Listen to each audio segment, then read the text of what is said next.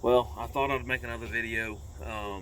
Today is a little different, obviously. I'm not in my truck like I always am. But I want to talk about pricing. I have had a lot of questions, a lot of people reaching out to me on different social media platforms asking, how do you price your jobs?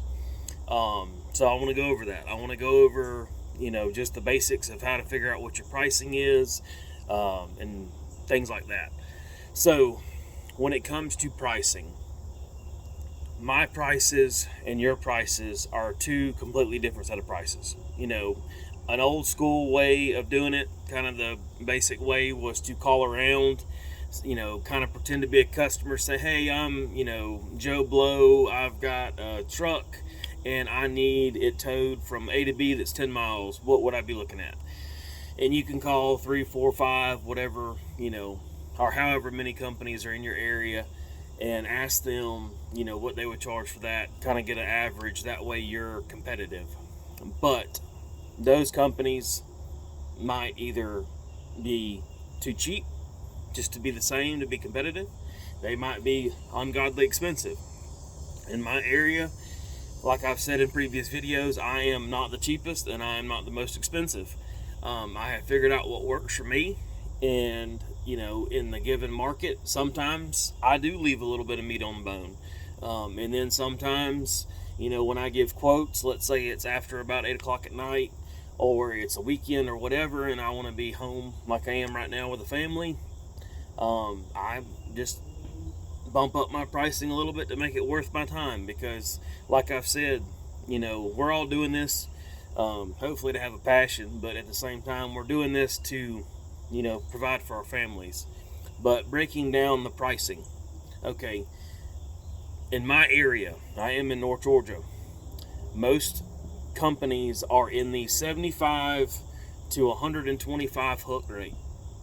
They are in the about $3.50 to $5 a mile per mileage rate. Some companies might be a little bit cheaper, but they charge en route miles. That could be anywhere from $1.50 to $3 a mile in the more rural areas, South Georgia, or up in the mountains. Most in the suburban or city environments don't typically charge, but everybody's different. If you have a newer truck that's, let's say, a $80,000, $100,000, $120,000, you've got insurance that's a couple $1,000s a month, obviously fuel's still a little bit high, that expense is going to be higher than, like, let's say you run an older truck, an older International, an older Ford, the 5.9 Cummins, an older Hino. Those trucks, obviously if they're well maintained, I'm trying to kind of keep it apples to apples, those kind of trucks, you don't have to generate as much money to turn a profit. So that's the bottom line. You're all about your bottom line margin when it comes to business, is, with your expenses, your, any kind of overhead you have. Obviously you're not doing this for free or for charity, so you've got to make money. Pricing is probably one of the most difficult things to do, just because, everybody's worried about their prices. I personally, when I started, I called around. I tried to figure out what was fair. Back then, for me, I would charge a $55 hook rate, and I would charge $3 a mile, $3.50 a mile. That worked back then. Now it needs to be honestly double that to turn a profit, and people don't flinch. I mean, one of the things about pricing, everything's gone up in price.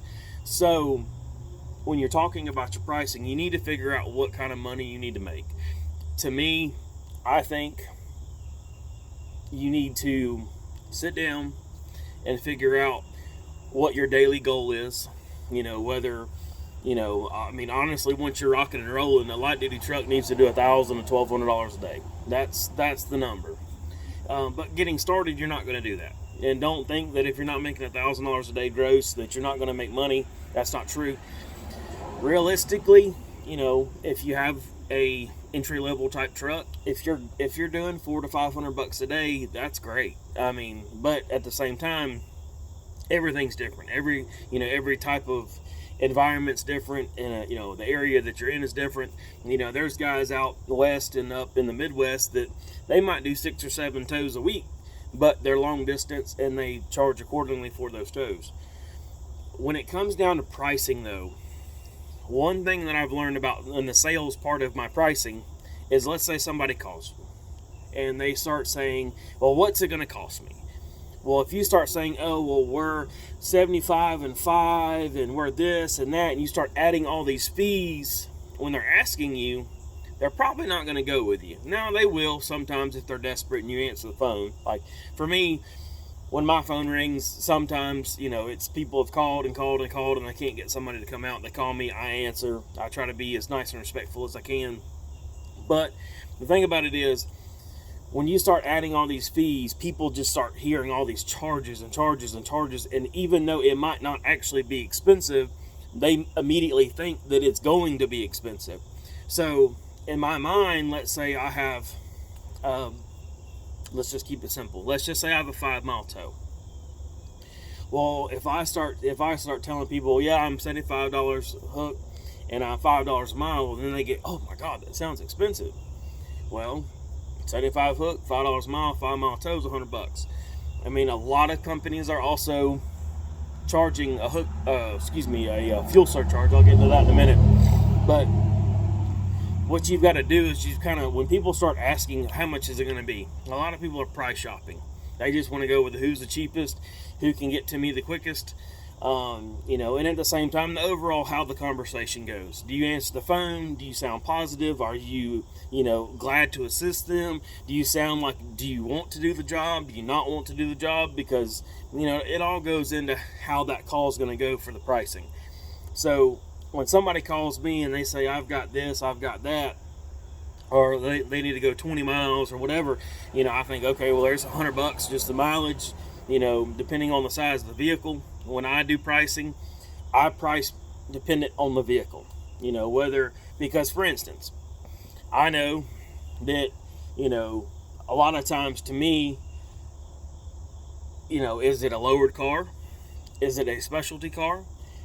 How much time will it take me to load? Is there any kind of unforeseen circumstances? Like, is it one of these newer cars that's got air suspension that the airbags are out, like the Mercedes?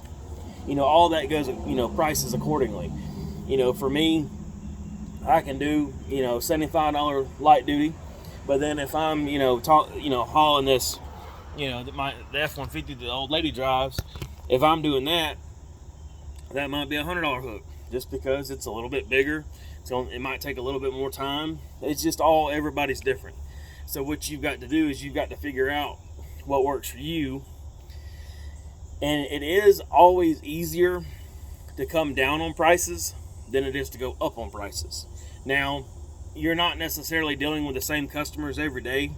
So if you run calls, and let's say you run 10 or 15 calls one week and you're at one pricing and it's working, but you might need to, make some adjustments, you can do that, because we're in a service related industry that, people realistically they might not use you again. So, you want them to leave you the positive reviews, but when it comes to pricing, you're not set in stone, kind of like a restaurant or another type of industry like that you're actually serving a product, that you can't just fluctuate constantly. But when it comes to pricing, you do need to sit down and just kind of figure out what your overhead is, how you're doing that, or I shouldn't say that. You've got to figure out what your bare minimums are and then add your margin to that, whether it's 20%, 30%, 40%, whatever you're trying to, what your goal is to make money. I do know, just from the pricing standpoint, like I'm at 75 and 5 for light duty, and then on up to, 125-ish and 5 for like the bigger super duties. Like I'm actually on the tailgate of my Harley truck right now. Stuff like that would be, 125-ish. And then you always, mentally add something additionally for your time, whether a wheel is knocked off or, any unforeseen circumstances or other stuff that is the reason for the tow. Because not everything is just going to be a breakdown. vehicle that doesn't start, or motor went out, or fuel pump, or whatever it might be. So you've got to kind of take that into consideration. And, a lot of times I'll do, let's say it might be like a light duty tow, a car or an SUV, and the wheels messed up. Well, then I might bump that up to my 125 just because I know that I've got to throw skate on it, or I've got to get creative with a 4x4 or a piece of wood to get that vehicle up on the bed and off the bed without causing any further damage. So pricing, there's no one size fits all approach. It's literally what your overhead is and what you need to make yourself, because I don't know about your call volume. I don't know if you're doing 2 tows a day. I don't know if you're doing 10 tows a day. So I would shoot for a realistic goal and then just try to figure out your pricing and your workload to justify that goal. I mean, most companies now, like I said, are in that 1,000. Now, realistically, most companies with the cost of new trucks, they're shooting for $1,200 a day. Excuse me. So you just got to figure out kind of what works for you. I like to provide the best service I can. So I'm not necessarily trying to get rich off 2 tows or 3 tows or whatever. Then there's a lot of people that try to gouge, and they might, want to charge somebody $200 or $250 to go 5 miles. I'm not that guy. Yes, I want to make money, but I'm not that guy. I want people, and this goes back to pricing, I want people that they don't feel like they got taken advantage of, but they got a service that in turn was paid for in a fair rate. So for me, if I charge somebody $150 to go whatever 10, 15 miles, to me that's fair. To me that's worth my time. I have my goal of I like my light duty truck to make at least $100 an hour, of like a working hour. Obviously I'm not going to make $100 every single hour all day long. That's honestly way too much work. But everybody's different. I know that my rates for my equipment are not going to work for a newer company that just went out and bought a $160,000 Peterbilt rollback or Freightliner. They need to be in the $150 an hour range, maybe even more. So what you've got to do is you got to sit down and figure out your cost, figure out your replacement cost, of your equipment, because realistically, as you grow, you're probably going to swap your truck out every 3-ish years. That's kind of the norm once you start getting going. So you got to break down your cost, your depreciation, your replacement cost, your maintenance cost, all that kind of stuff. I like to do, when I budget my numbers, I do it in the sense where I like to see, $500 to $1,000 a month going into like a maintenance fund for oil changes and services and brakes and, all that kind of stuff. That way, the unexpected stuff, when it pops up, like literally right now, there's a turbo holding this phone up. That turbo is $1,500. So, you don't want to come literally out of pocket for it unexpectedly. If you have the fund and you have the, the money sitting back, so you need to price accordingly to do that. And for me, that's the $75-ish, $100, $80, depends on, kind of what's going on, and then $5 a mile. $5 a mile is kind of the common rate.